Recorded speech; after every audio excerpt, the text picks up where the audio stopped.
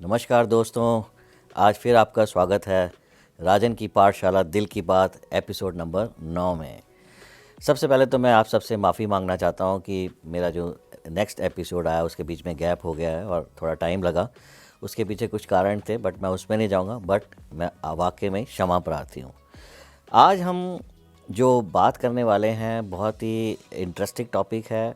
और उससे पहले हमने लास्ट टाइम अपने एपिसोड नंबर 8 में सभी प्लैनेट्स को अपने स्टूडियो में बुलाया था और उन्हीं की ज़ुबानी हमने सुना कि वो क्या हैं और उनका अस्तित्व क्या है और उनका क्या जो है किस तरह से वो काम करते हैं हमारी ज़िंदगी में।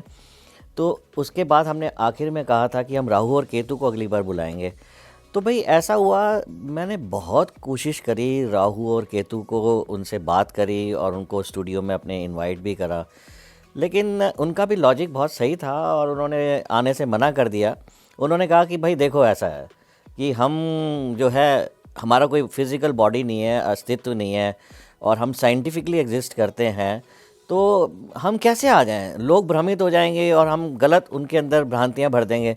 इससे बेटर है राजन, तुम जो है अच्छे से ग्रहों को जानते हो और तुम हमें भी जानते हो, तो क्यों ना तुम ही जो है बता दो हमारी ज़ुबानी। तो उन्होंने हमें अपने बारे में बताया और उन्होंने माफ़ी भी मांगी, हम स्टूडियो में नहीं आ रहे। तो एनीवे, मैं आपको जो है राहु और केतु के बारे में बताता हूँ कि एक्चुअल में राहु और केतु एस्ट्रोलॉजिकली हैं क्या। हमारा जो है एक्लिप्टिक है, जिसके ऊपर की सभी ग्रह यानी अर्थ या सभी ग्रह चलते हैं, और मून जो है उसका अपना ऑर्बिट है। तो एक्लिप्टिक क्योंकि इंक्लाइंड है तो थोड़े से दोनों जो है एंगल पे, अभी मैं उतने उस पर नहीं जाऊंगा, लेकिन जब मून अपने ऑर्बिट में सदर्न हेमीस्फीयर से घूमते हुए नॉर्दर्न हेमीस्फीयर में एंटर करता है और एक्लिप्टिक को काटता है, तो वो वाला जो पॉइंट है जब वो नॉर्थ को जा रहा है, उस पॉइंट पे जब कट करता है तो उसको हम कहते हैं राहु। और इसी तरह से जब वो नॉर्दर्न हेमीस्फीयर से एक्लिप्टिक को काटता हुआ अपने ऑर्बिट में सदर्न हेमीस्फीयर में जाता है, तो उस पॉइंट को हम कहते हैं केतु। तो राहु को हम ड्रैगन्स हेड के नाम से भी जानते हैं और केतु को हम ड्रैगन्स टेल के नाम से भी जानते हैं। राहु को हम जो है राहु और केतु दोनों को हम जो है छाया ग्रह के नाम से भी जानते हैं। तो लेकिन इनकी इम्पोर्टेंस बहुत है, क्योंकि प्रैक्टिकली देखने में ये आया है, जब हमने एस्ट्रोलॉजी में कई हॉरोस्कोप देखे और ऋषि मुनियों ने भी देखा और उसके बाद आगे भी जब ये रिसर्च हुई इसके ऊपर, तो ये जो दोनों नोड्स हैं, ये जो दोनों पॉइंट्स हैं, इनका इम्पैक्ट अगर ये प्लैनेट्स के साथ हों या किन जिस भी हाउसेस में हो, जैसे भी हों, कीपिंग विद द प्रिंसिपल्स, तो इनका इम्पैक्ट हमारे जीवन में ज़रूर आता है। लेकिन इनसे घबराने की कोई बात नहीं है। राहु और केतु कोई ऐसे डरावने वाले प्लैनेट नहीं है। ये बहुत अच्छा भी करते हैं जैसे बाकी प्लैनेट करते हैं और ख़राब भी करते हैं, अगर पोजीशन के ऊपर डिपेंड करता है। फॉर एग्जांपल, अगर मैं अच्छे की बात करूं तो सचिन तेंदुलकर जो है वो राहु केतु की वजह से इतनी सक्सेस ले गए।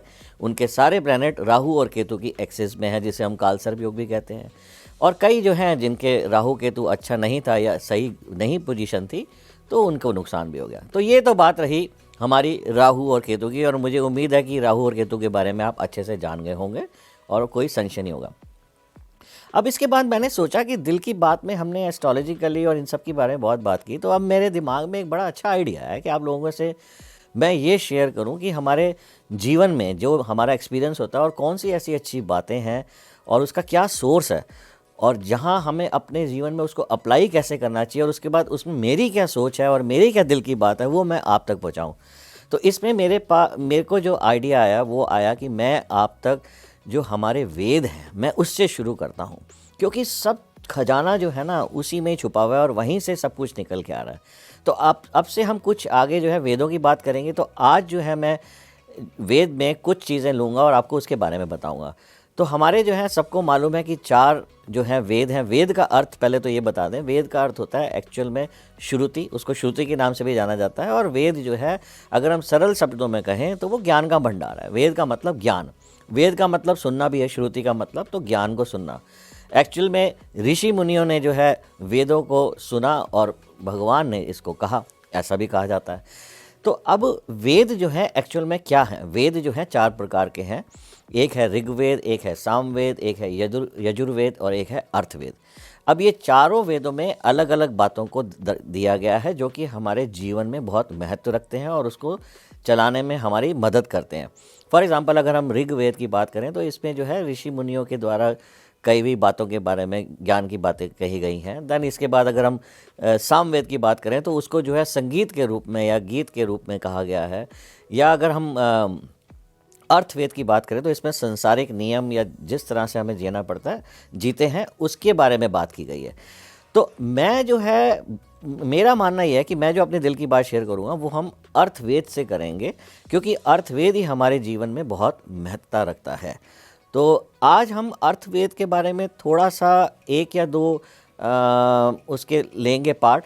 वैसे अर्थवेद में जो है अगर मैं आपको बताऊं तो उसके अंदर 20 कांड हैं और 5977 मंत्र हैं। तो इतने सबको तो लेकर आना बहुत मुश्किल है, लेकिन कुछ जो है इम्पॉर्टेंट उनको मैंने जो है लिस्ट आउट करा है और वो मैं आपके साथ धीरे धीरे हर एपिसोड में शेयर करूँगा। तो आज जो है हम शुरुआत करते हैं कुछ दो अर्थवेद में जो कुछ बातें कही गई हैं उसको मैं आपको बताता हूँ और उसको मैं बताता हूँ कि उसको हमें अपनी ज़िंदगी में कैसे अप्लाई करना चाहिए। तो एक सब बात अर्थवेद में कही गई है कि हमें जो है विद्वानों को नियम का पालन करना चाहिए, विच इज़ वेरी इंपॉर्टेंट। आज के डेट में अगर आप देखोगे आधे से ज़्यादा दिक्कतें इसलिए चल रही हैं हमारे देश में, हमारे जीवन में, क्योंकि हम नियम का पालन नहीं करते हैं। तो ये बहुत इंपॉर्टेंट है। अगर विद्वान नियम का पालन करेंगे तो उसके देखा देखी बाकी लोग भी नियमों का पालन करेंगे। तो ये आदर्श बनना बहुत ज़रूरी है। दो देयर आर सर्टन एक्सेप्शंस होती हैं, लेकिन फिर भी जितना कोशिश हो सके 99.99% हमें नियमों का पालन करना चाहिए। और मैं भी फॉलो करता हूँ, बहुत कोशिश करता हूँ। कई जगह पे कभी चूक भी हो जाती है, लेकिन फिर भी मेरी कोशिश यही है कि मैं नियम का पालन करूँ। इनफैक्ट मैं तो आपको सच बताऊँ, कई बार मेरे साथ फैमिली वाले बैठे होते हैं, हंसते भी हैं। मैं रात को 12 बजे भी रेड लाइट पर रुकता हूँ। वो होता है नियम का पालन करना। इसी तरह से अगर कोई गलती आप मतलब नहीं कर रहे हैं और नियमों का पालन कर रहे हैं तो आई थिंक बाकी लोग भी धीरे धीरे सीखते हैं, और मैंने ये नोट करा है कि ऐसे लोग जो है आपको फॉलो करते हैं। दूसरी हम बात करते हैं जो बहुत इंपॉर्टेंट है कि हमें अपने जीवन में ज्ञान अर्जित करना है और ज्ञान का और ज्ञानी का विरोध नहीं करना। ये बहुत ज़रूरी है, क्योंकि ज्ञान के बिना हम जो है कुछ भी प्राप्त नहीं कर सकते। कहते हैं कि जिसके जीवन में गुरु नहीं है उसके जीवन में मानो कुछ नहीं है। और गुरु जो है वो ज्ञान को दो प्रकार से देता है, एक अपने शब्दों से देता है और एक जो है वो जो पदार्थ दिखते हैं उसके प्रयोग द्वारा वो बताकर देता है।